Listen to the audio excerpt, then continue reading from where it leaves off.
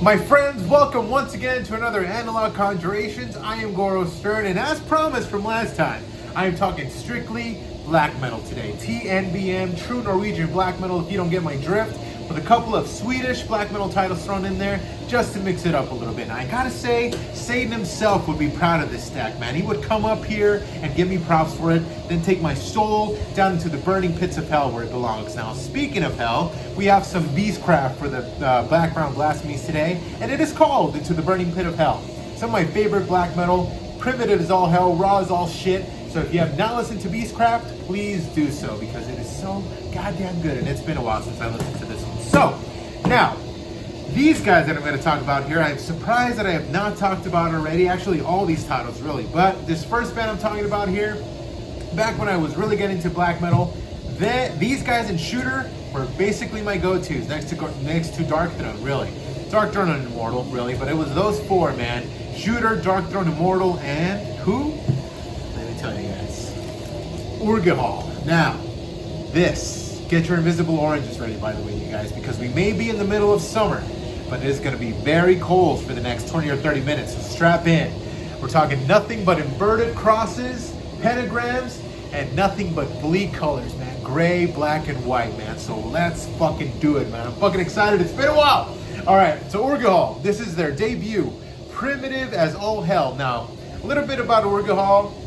What I fell in love with were their thrash beats, man. Now, yes, they're black metal as ever, but there's some black thrashing madness that comes in here and there. Now, Goro Stern, are you sure they're not just black thrash? No, they are not, my friends, because most of their songs start off black metal as shit, and then the thrash comes out of nowhere, and it's such a satisfying surprise, man. It's so great. Now, this one, I would say, is mostly black metal, some thrashing going on here and there, but for this one, the heart and soul of this band is two guys, Conjurations and Ensifer. Now, Ensifer is a guitarist, Conjurations, vocalist and guitarist, but Ensifer took over the drumming duties for this one, and he paved the way of what the band would sound like drumming-wise. He said, yes, we're going black metal, you guys, but there's going to be thrash thrown in there, and there's definitely some German thrash influence in their songs, which just makes it so fucking good, man. Like I said, this is their primitive debut, and actually, I wrote down some facts here about the band, because I'm like, what does Urgehall actually mean? I've never actually looked it up. Now, it comes from Norse mythology. It means, loosely, fundamental darkness, an endless, deep and dark forest where all the evil dwells, constant lurking and creating negative energy. And I also looked up what Conjurations' name actually means. Of course, it's an alter ego, an alter moniker of his. It's not his real name. But Nephis is actually a Latin word for forbidden by the gods. Now, how fucking metal is that, guys? Ensifer, I don't know what the fuck that means. I don't know where his name comes from, but it's so brutal, I don't even give a shit. Especially the way he looked in later years, which I will get to that. He looked pretty standard black metal in these releases here, but you will see what I am talking about. And those of you who are Urgehall fans know what I'm talking about. And also, when I get ready for these videos, of course, I'm spinning the records I'm going to talk about, and I also like to doodle. Sometimes I take notes, and I'm very, very proud of the way this doodle came out, man. You can definitely tell I was inspired by what I was listening to here. Props if you can tell where all these fucking lyrics and quotes came from. But yeah, man, I'm fucking proud of this one. Yeah, I'm a doodler. What can I say? There's a notepad and a pen on there. I'm gonna fucking doodle. So, I digress. Let's get back to Urgehall, man. Now, you're gonna see a lot of standard black wax on this one, but I mean, it's true Norwegian black metal. What else can be expected by that, right? So here's the lyric sheet for this. Urgehall, one of the coolest fucking logos I've ever seen, by the way. Don't you guys think so? So yeah, there's the lyric sheet here, and the beautiful standard black wax. Badass, man. This is a no colors released posthumously. I should mention that Conjurations, again, the vocalist for Urgehall, is no longer with us. He unfortunately passed away in 2016 at the very young age of 34, man. 30 fucking 4. It's a fucking bummer, man. But he left behind a legacy of albums that are just so good, in my opinion, and some of my favorite black metal of all time, really, man. So yeah, rest in peace, Conjurations. But yeah, let's get to the fucking tracks, right? Top one for me definitely has to be Conjuring the Hordes of Blasphemy. Why? Because there's some high notes in there that really make the song sound unique. black metal as ever, yes, but usually when black metal, sure, black metal definitely uses the bottom neck of the guitar to get to the high notes, but Urgehall in this song specific kind of uses them in a unique way, in a riffing style that I've never really heard in other black metal, that song just definitely stands out of that. Trondor and Ensifer wrote some of the most catchy riffs ever, man, and that's what I love about these guys, man. Thrashy and catchy, definitely. Conjuring the Hordes of Blasphemy, an evocation of the satanic ascendancy, the intro riffing, so fucking heavy, man, so heavy. Evocation of the satanic ascendancy, and the night Armageddon comes for the third one, man. But all in all, a complete black metal record. So damn good, man. I cannot stress how good these guys are. And I feel like they don't really get a lot of recognition. I mean, those of you who are really into the black metal scene definitely know who Urgehall is. But those of you youngins who are barely getting into the sound, or maybe some of you who haven't really delved into black metal, Urgehall is definitely a go-to, man. And definitely start from top to bottom, man, because this is a great introduction to this band, and some of my favorite Norwegian black metal. Yeah, so you have your Dark Throne, you have your Immortals, but dude, for me, it was Dark Throne, Shooter, and Urgehall for sure when I went to Norwegian black metal, man. Once I discovered Shooter and Urgehall, it was over, man, because I love me some thrashy black metal for sure, man. So yeah, definitely get your hands on Arma Christi, get your hands on this fucking bastard looking all dead, his neck all cracked. Fuck yeah, man, we're gonna blast him a lot for this one, you guys. So yeah, strap in, again, Invisible Oranges. Now, getting to the sophomoric record here, Massive Terrestrial Strike, another No Colors release, and definitely my second favorite of Urgehall's discography, man. So damn good. Now, get ready to hear a lot about one guy, and that is the guy that is introduced here for the first time, Urus, who takes over the drumming. My God, dude, Urus for sure. Definitely drums so well in the black metal style, but again, drums amazingly in thrash metal style for sure, but also throws in a punk element and almost grindcore element to the drumming that is just so fucking fun to hear, man. Massive Terrestrial Strike, and also a very fitting intro. The Sodomizer, my favorite, the opener to this one, starts with a very groovy fucking drum beat saying Urus is here to fucking stay, motherfuckers. Yeah, the Sodomizer, oh, fucking amazing, you guys. Image of the Horn King definitely has got to be my second one. Starts off black metal, explodes into thrash, and again with Supreme Evil, which is my third track off of this one.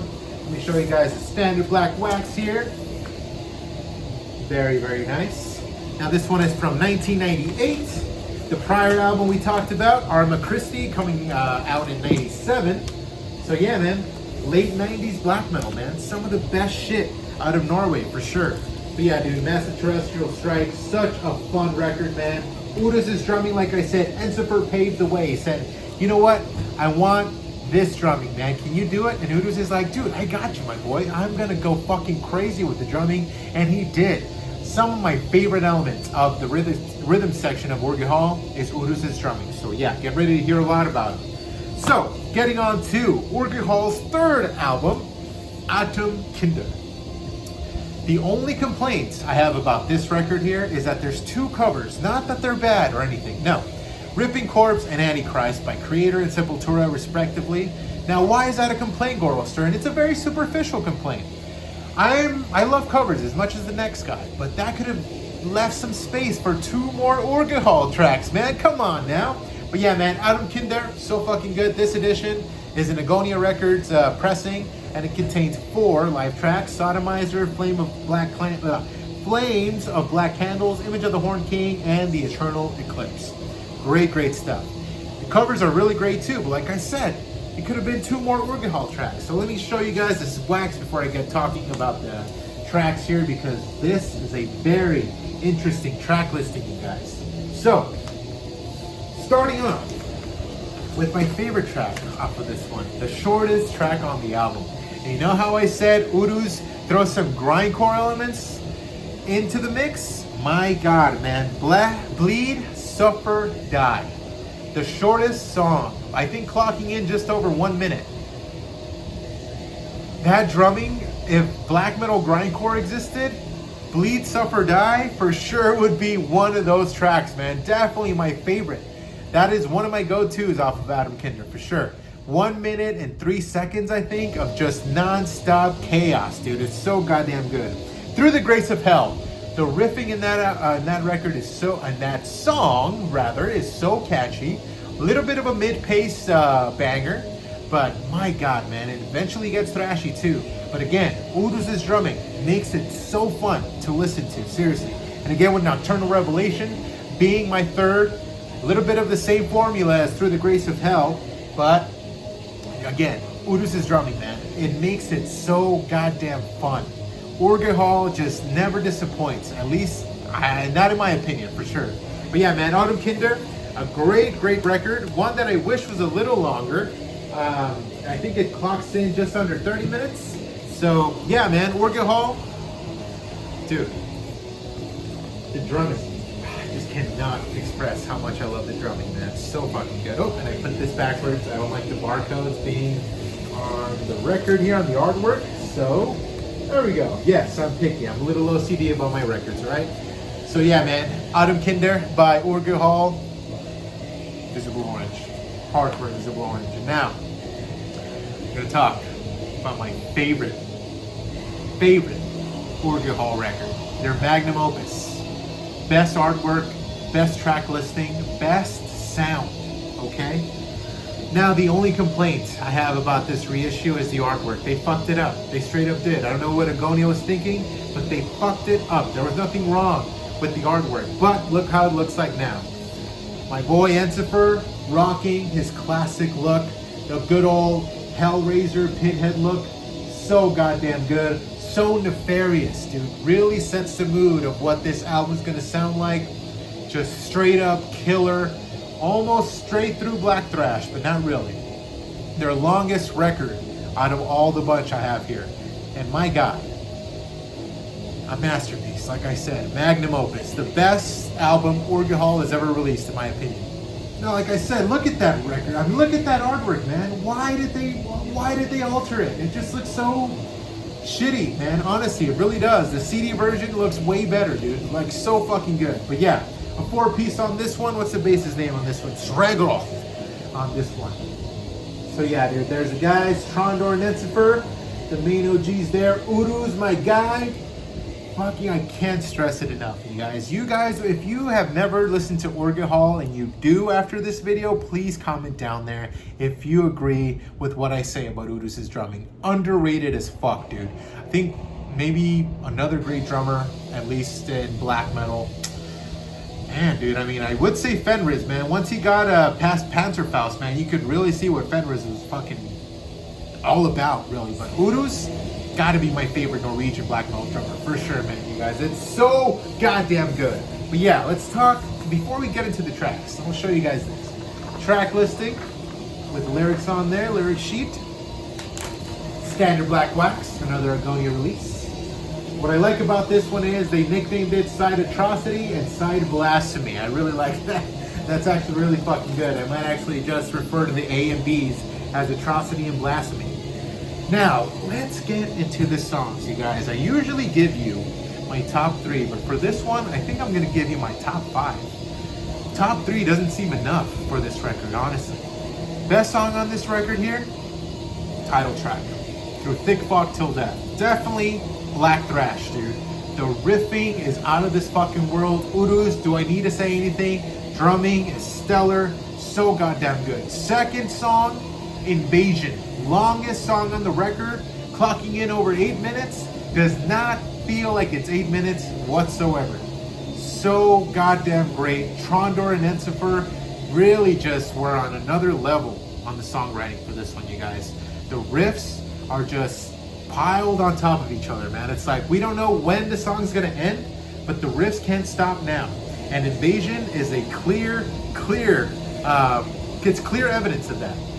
They went hard on this record, you guys, with the riffing, and it's so evident. Now, I gotta say, this is their most black metal sounding record for sure. Definitely still thrash elements thrown in there, but it starts black metal as all hell.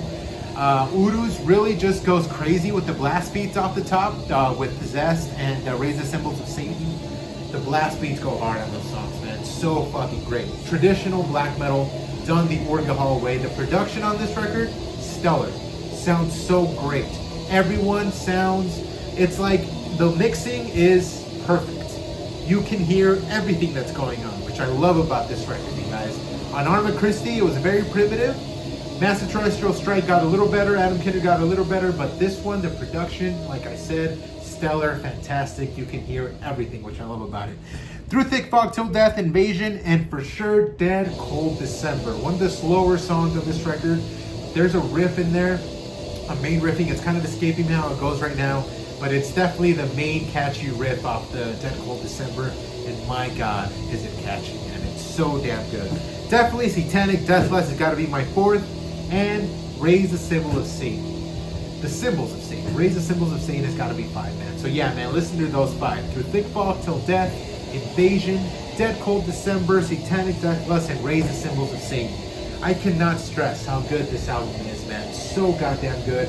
The only, like I said, complaint I have about this is this. I can't believe, like, they fucked it up so bad. It looks so shitty.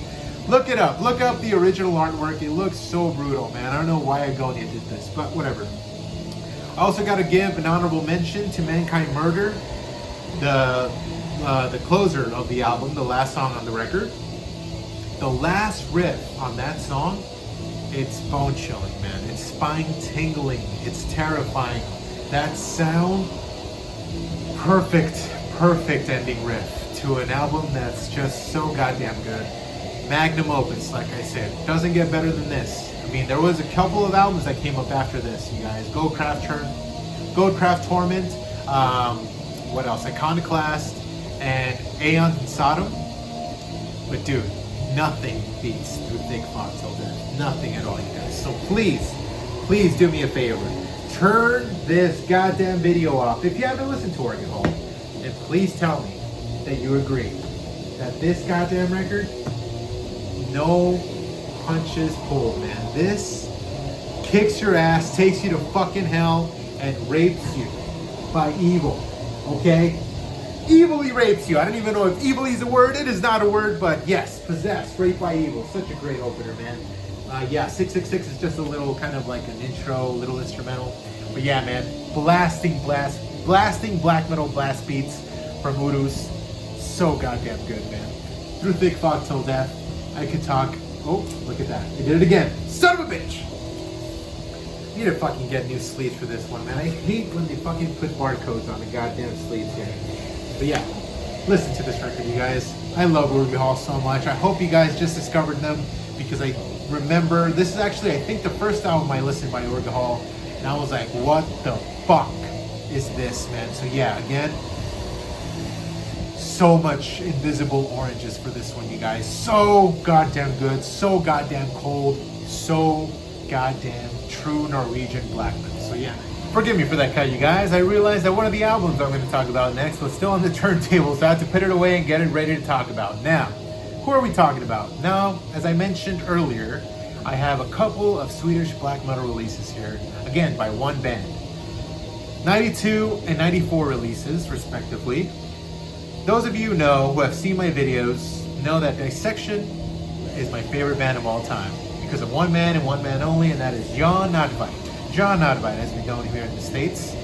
Now, back when I discovered Dissection, I scoured the internet for anything Jan Nordveit was involved in. Now, he did some stints for Necrophobic. He did some crazy black metal EDM release. I forgot what the fuck it's called. I actually need to look it up. And he did Ophthalmia, and of course Niflheim. He was a session guitarist for the first Niflheim record, and I think Devil's Force too. But yeah, man, I digress. He also did something else, and I mean, I love Dissection. I should show you guys here. Those of you who haven't seen it, if you're Dissection fans, you know where this album comes, this artwork comes from. So that's how much I'm serious about Dissection, you guys. But also, I think my favorite, second favorite, or maybe even third, because I really love that first Niflheim record a lot. But one of my favorite projects I've ever been a part of is this band I'm going to talk about here. And I'm going to talk about their demo here, reissued by Osmos Productions. Black Blood by the Black. And that is actually named after the main guy in this band, who was also nicknamed The Black. So here is the demo track listing here, and as you can see, that's John right there. Nickname Raitis for this one, and that is The Black. Vocals strictly for this one, drumming and keyboards for this one, and songwriting. The Black wrote all the songs off the Black records here. So, like I said, man, pentagrams, Satan, inverted crosses, man, just how we fucking like it, right? Osmos Productions did amazing with this one, man, and let me show you guys here. This is a single-sided 12-incher, 45 RPM with a nice little etching on one side. So there it is, man, a nice, solid white record here with a sigil of blasphemy etched on the backside. Doesn't get any better than that, right, you guys? So yeah, man, like I said, this is a very, very raw demo that came out in '92. And to not sound very repetitive, I'm not going to give you any top tracks off of this one because I'm pretty sure you guys know what's coming after this. I'm talking about The Black here. So, at the sake of not sounding repetitive, I am going to keep what top tracks I have for this one. But I mean, those of you who know The Black know that these tracks all showed up on the legendary, underground, underrated full-length by The Black, debut full-length, I should mention, The Priest of Satan. Holy good goddamn. Fuck, you guys. Now, the best thing about this one is John actually plays guitar on every single track on this one, and keyboards as well. Again, The Black taking over the songwriting and the drumming duties. But my God, you guys. Again, with another Osmos production release, right? Yeah, Osmos Productions. Thank you so much for releasing this one. Are you guys ready for this? It comes with a printed inner sleeve. There's that there. Oh, and I should mention here, I actually looked up what this means here. My Swedish friends, you guys already know what that is, but those of you ignorant Americans like me, that means, roughly, The Black punishes God through Satan's eternal power. Fuck.